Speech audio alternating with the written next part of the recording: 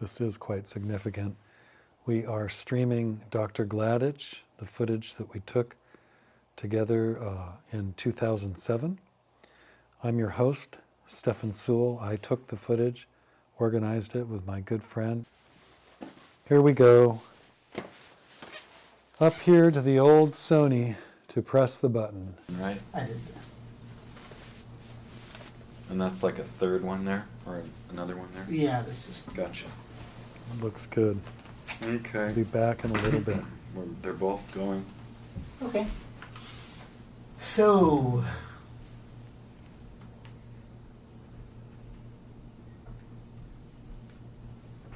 right now there is actually some development. I was even involved with some conference on yoga psychology, where now they're starting to take yoga as a psychological system more seriously.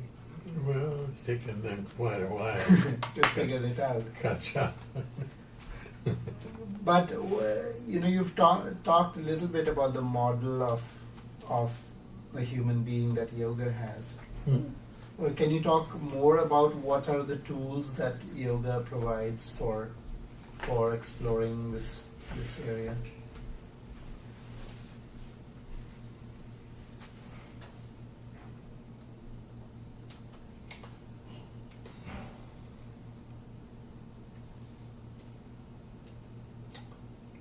The art of self-control, probably the most important.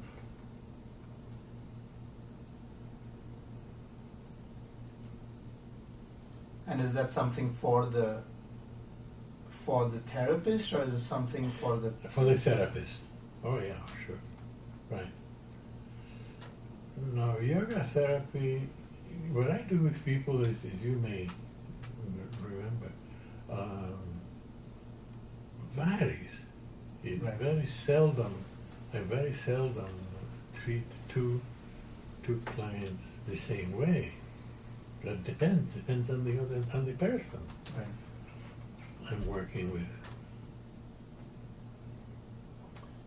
So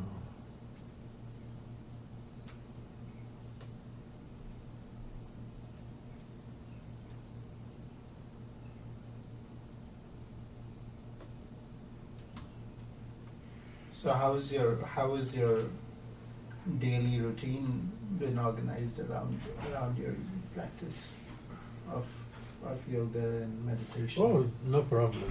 I enjoy it anyway, no matter what. Right.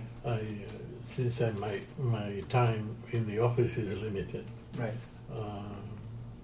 I see people in hospitals, Oh, okay. which is a very, very easy thing to do. I just have to be accepted by the hospital and all the major hospitals.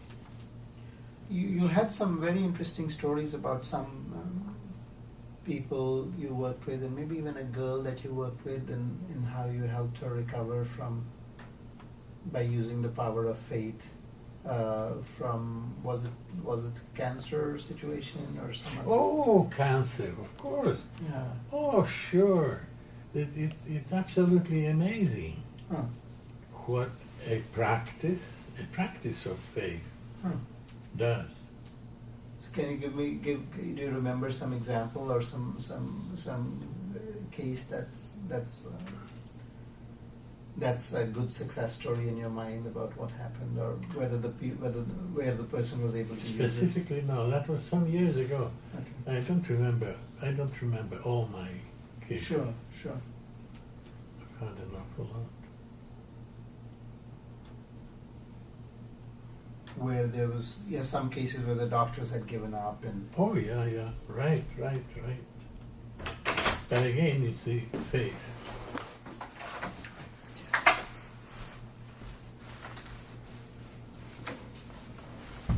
But again, it's faith. Faith. So you teach the patient how to apply faith. Yes and no. No.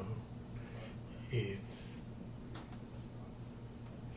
usually my faith that has some kind of a causative aspect of it.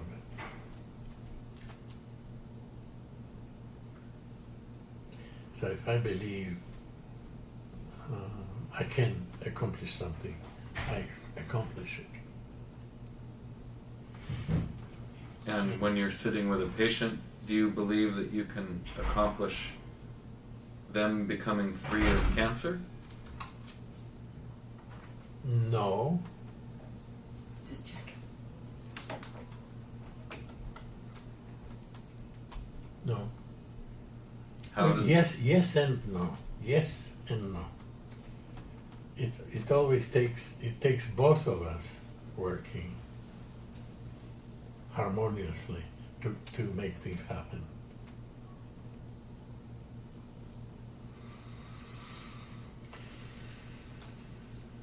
I wish I could say that my own faith causes improvement or recovery. I can't really say that, because it has to be the patient has to believe that what I am doing, what I am saying is right and it's going to work. And usually people with cancer would be easy for me to work with, because they've exhausted all the other medical possibilities. Nothing works. That's it. I'm going to die. If they want to die, they die, but no matter what I say, but most of them don't want to die.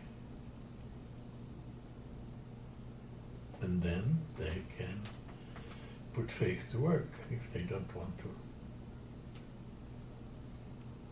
So what happens when they put faith to work? I don't know what happens. People get well. What are their steps? What is the patient's step? But they don't have to have any steps. They simply follow me. Follow me. What do they do to put faith to work? Repetition. What are they repeating? What they believe. And Statement of faith. Repetition of statement of faith has incredible power.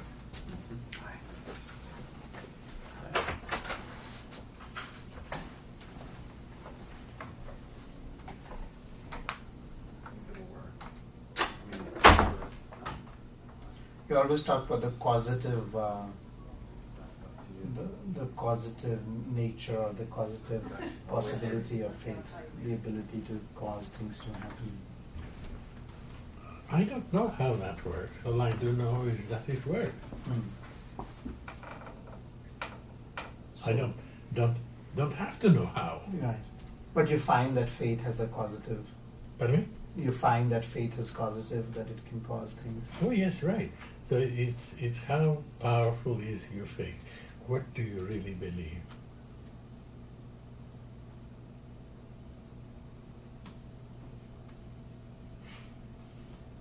And then you repeat it like a mantra of.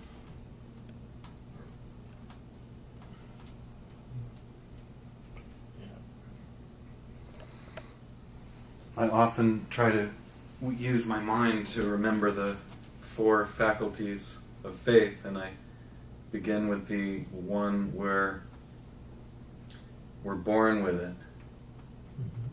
And then I go to understand how it helps with learning. And then I think about how it helps with intuition. And then I think about the causative level. Could you review those 4 Oh, you just aspects? I think I'd like to hear you say it, because I agree with you.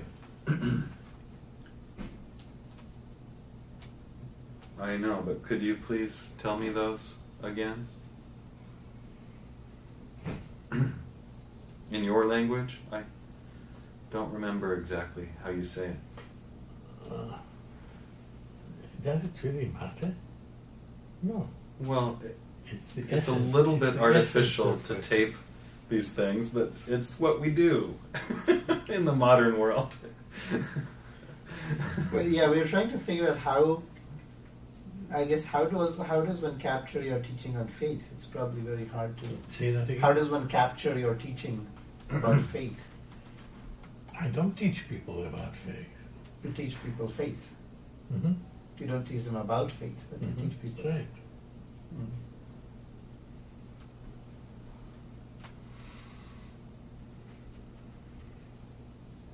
So I got it right then? Yeah, you got it right. You're born with faith, Mm-hmm. Everybody is. and it's the kind of faith where you don't ask who your mom and don't ask your mom and dad to produce a marriage certificate. Mm-hmm. That's the kind of faith we're born with, where we believe what we're told. Is that what? Well, that is part of faith, naturally. We don't always believe what we're told. But in the beginning, But in the beginning, yes. In the beginning, at least from my own recollection, I never questioned my father. Whatever he taught me at the time, I knew this was going something that's going to help me live better, function better. So I listened, and I remembered, to this day, I remember. You also spoke about how you trade faith for knowledge, or something like that, and also faith is a way to deal with the unknowable. Oh, that's right. So what is the relationship of faith and knowledge?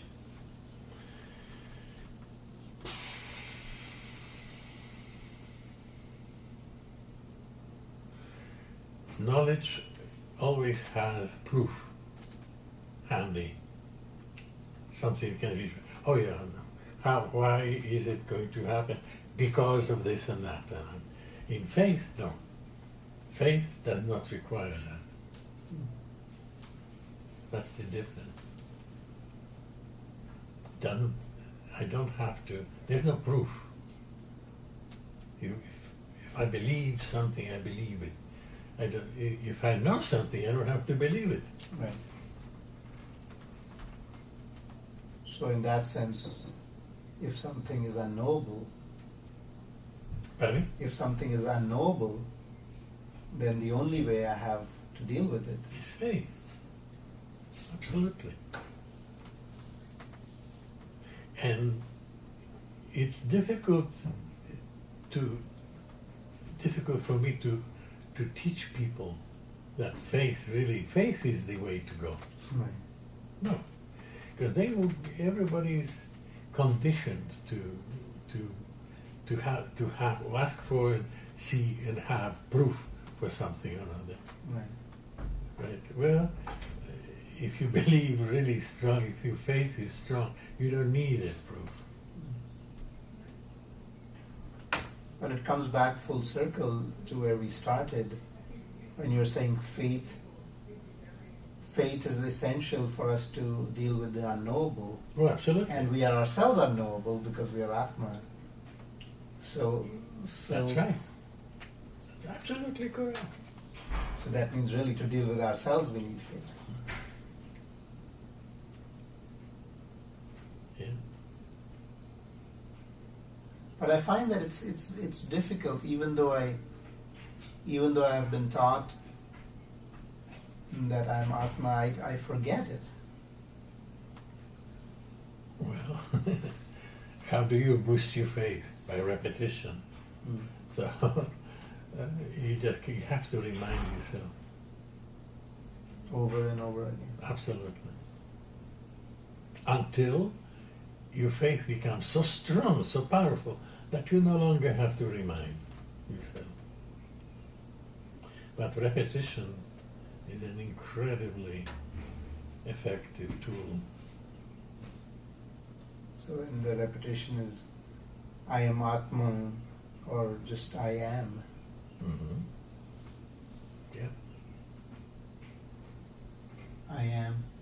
I wish to be.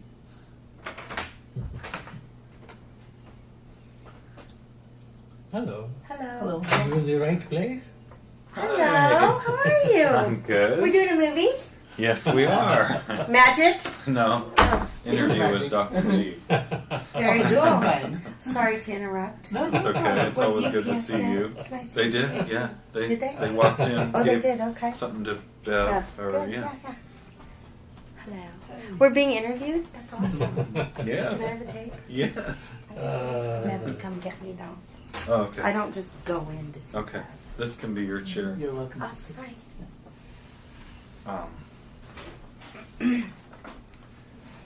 So you think, Stefan, this might be a good time for Well, now that we have our real interviewer, I think she should ask a question. What have you always wanted There she Dr. G is. to talk about? we can This is so cool. put Bev on the hot chair. All right, I'll ask any question. Yeah. Go ahead, go. Go, Bev.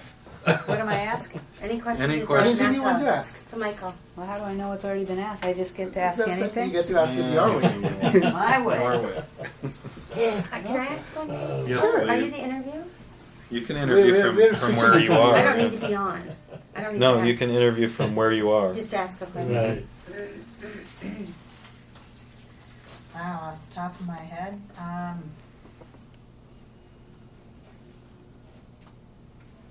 Most important thing one human being can do for another over the course of time. What? What is Ask it? a question. What's the one thing that one human being can do for another? Right. What's the most important thing another human being can do for another? Yeah. To give. There you go. Well, of course, you knew it all along. They're all trick questions.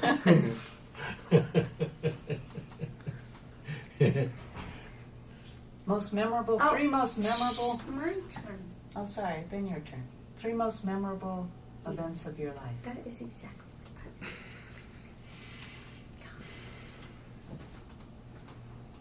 Not too many of them.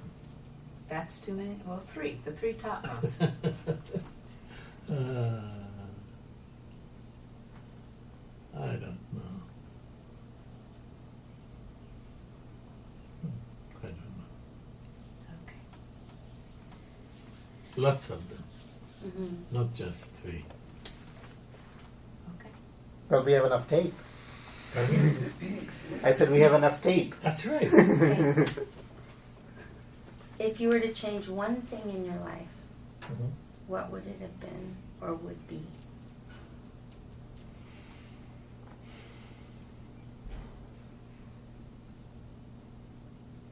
And I never, that thought never entered my mind, you know, really.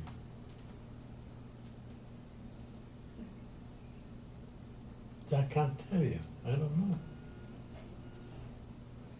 Michael, you're an amazing man, and your answers are so true.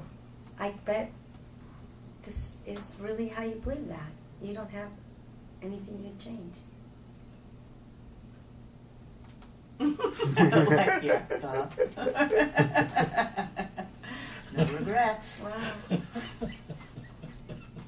Are you getting any answers out of him? Mm-hmm. Okay, go ahead. But it's like pulling teeth, yeah. Tell us about your favorite time you were on your sailboat. I mean, Tell us about one of your favorite times sailing. I don't know. Every time I cast off, if only for a couple of hours under sail. Wonderful. It's a wonderful way to live. So I didn't have anything extraordinary that happened to me because of my sail. Well, the same thing as with flying. It's the same thing applies. Except that with flying, I do remember the man who taught me about flying, who really sparked something in me. I was 8 years old, and the man was a wounded fighter pilot. That was 1918, the winter 1918. and the war was still going on, World War One. But I was curious about him because he was such a nice man, and I used to spend a lot of time in his room listening to him. So what he said was stick so hard in my head because he was telling me about life. He said, life, we live on the surface of the earth, right? Right. Surface, and by definition, is two-dimensional, right? Right. Therefore, our lives tend to be two-dimensional. This is why so many people climb mountains. And this is why I fly. Because flying makes me live in 3 dimensions. I've never forgotten it. So I decided, boy, that's right, I'm going to be a fighter pilot. That's how it started. And it never quit.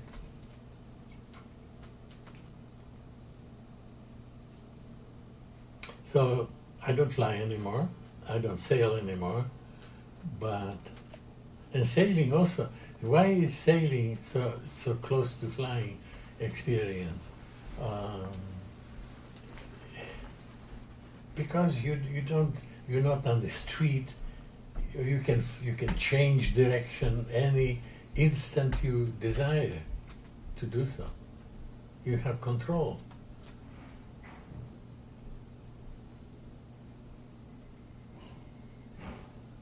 And it's the wind that does it.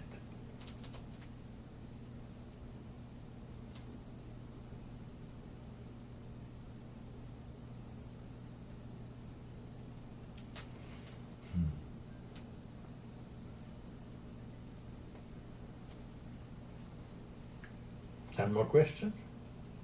Oh, Stefan, I didn't know you were doing this. I could have a bunch of them. Oh boy, oh boy, oh boy. I've been after Dr. G for years to allow me to do it. We finally caught him in the lobby. He was trying to escape because he had raised my appointment from his calendar. Oh my, oh my. Stefan and I were remarking how suspicious it is that it always gets erased whenever we schedule some time with you to do an interview. It always vanishes from your calendar. Well, you caught me. Wow. In the waiting room. No? You finished for today? I had a few more. Where are they?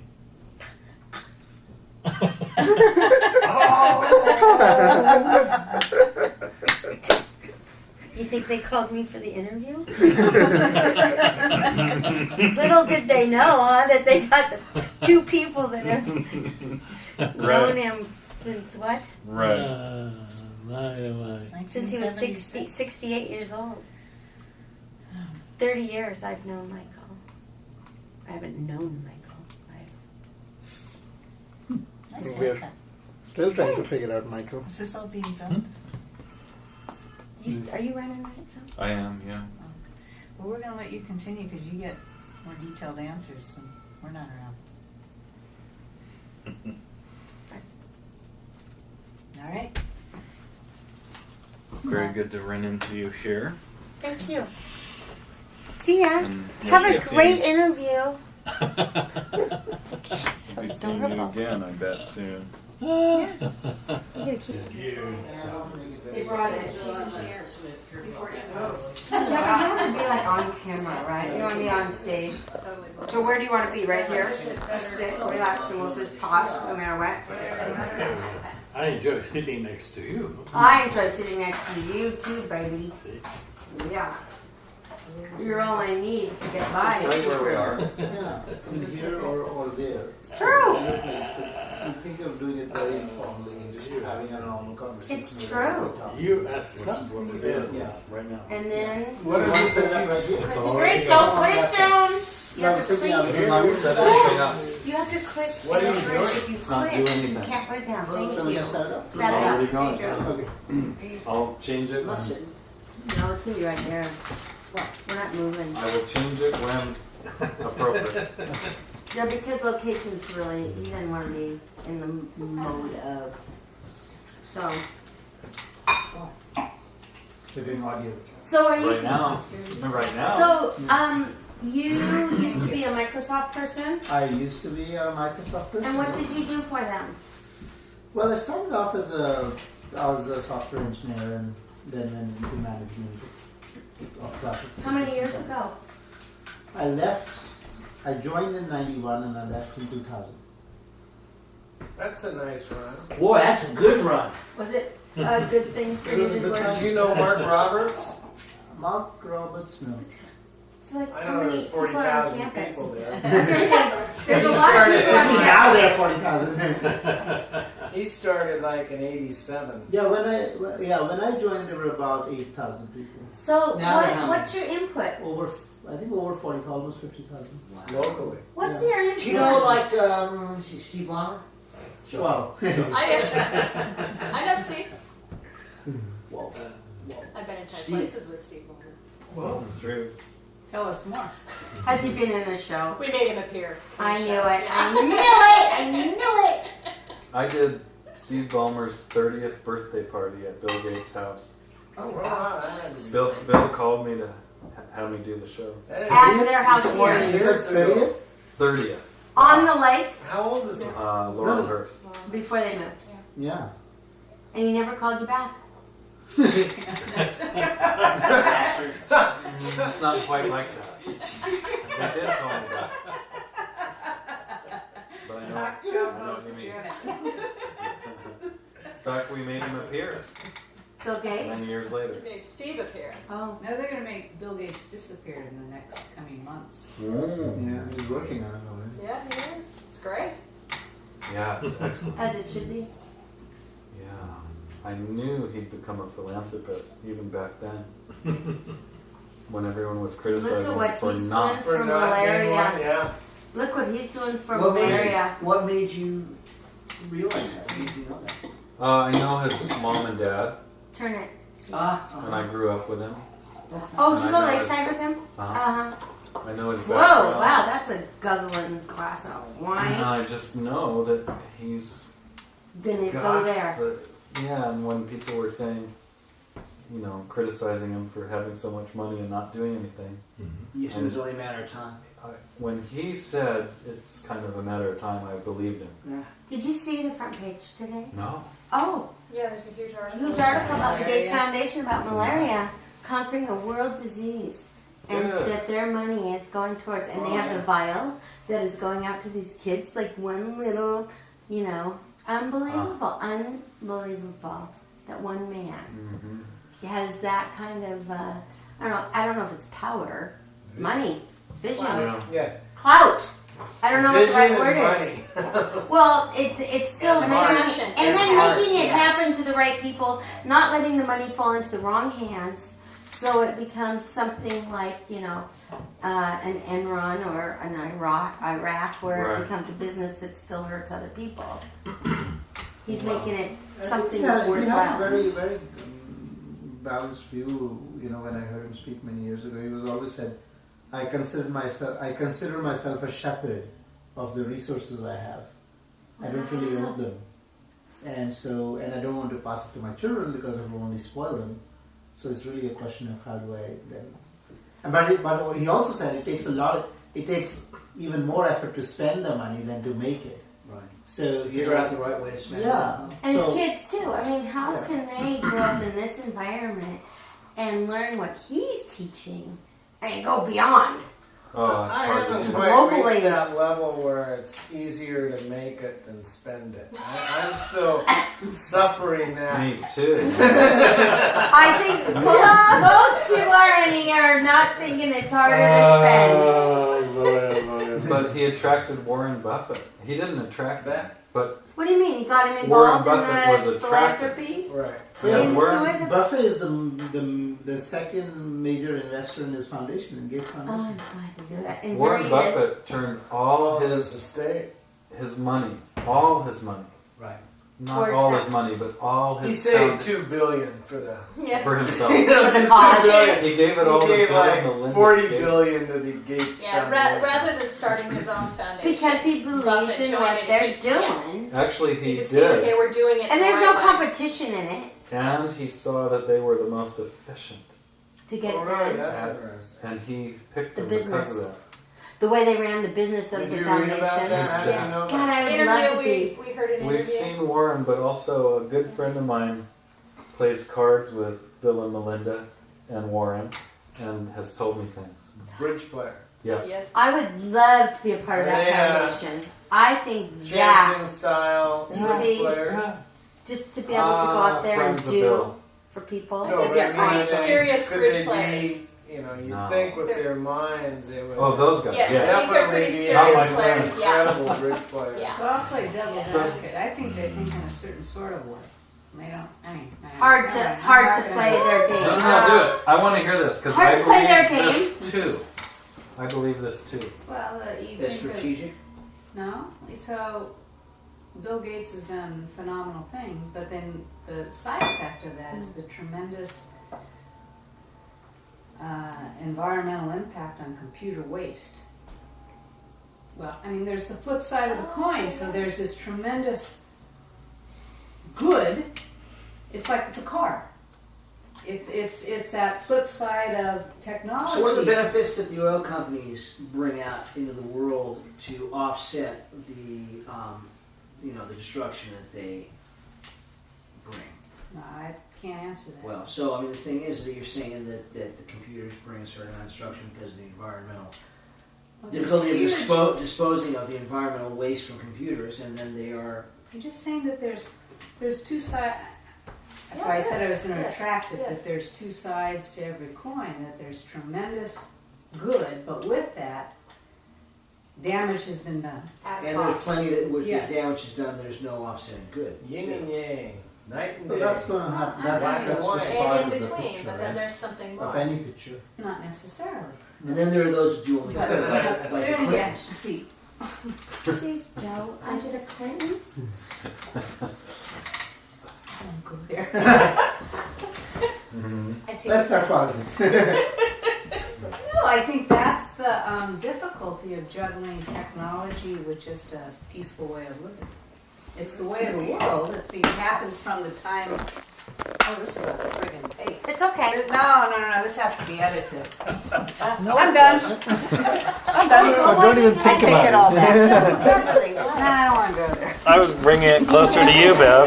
You actually bring up a good point, though. How No. often? I don't think that's why they're doing the foundation.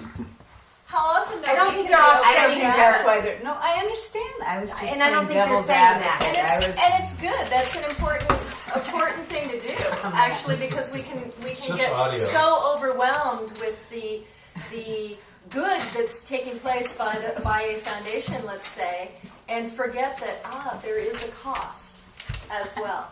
Michael, what do you think? But then something in between. You don't want to know.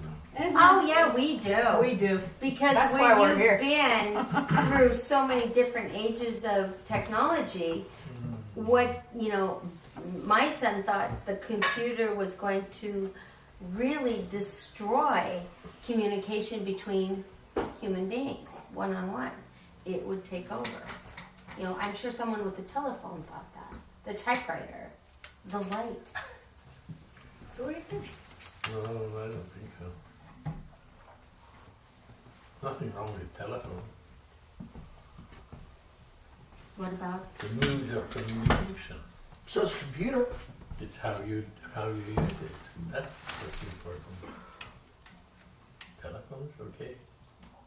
So the same thing with the television and the computer and all Sure. these things, right? It's what you put on it. Using a tool appropriately. That's right. Do you think there's anything about technology that relates to what human beings are capable of. For instance, when the telephone was invented, it seems to me humans are actually capable of communicating with each other through an invisible line. And then the telephone's invented. And now we have these cell phones. I've got one in my pocket here. And I can call anyone anywhere at any time of the Is that a magic cell phone? No. But Speaking of cell phones, well, to the extent that you can call anybody anywhere without a line, that's pretty natural. yeah, I think it's amazing. But do you think these inventions like telephones or cell phones correlate or correspond to actual human capabilities that have nothing to do with the technology? Of course they do. They facilitate communication. That's it. Are you talking about the inability to have telecommunication, or telepathy and those aspects Yeah, you've lost Thinking because more using there's so this. much technology now. Your intuition's not as sharp. Your ability to sense things is not as sharp because of all of the tools that we now have. Is that what you're making reference to? That is another point that I've thought about, that I wonder about. That you're less sharp because we have these Right. tools I think that we're that not may be- forced to. But don't you have those moments that boom and you're like, oh, you know, the phone rings, and you're like, oh my God, I was just thinking about you. Right. Well, we couldn't communicate because we were thinking about it, but somehow the wave got there and we're now communicating. Don't you have those moments? I do. That was, oh my gosh, I was just going to call Yeah, it. it makes me wonder if That's why we have these abilities to communicate without the phone. Sure, we do, right? And, I mean, we don't. but what I'm wondering is the phone invented because we have these abilities? In other words, what happens with technology might very well correspond to what human beings could do if they went inside themselves to develop their powers. Because of the amount of brain power we usually, what do they say, 5-10% of our brain is used. Yes. So if we really went there and really, you know, we'd have bigger heads. We should ask the person. I kind What of do you am think? this kind of person. I What do you started think, by asking. Michael? I'm just trying to understand. Right on.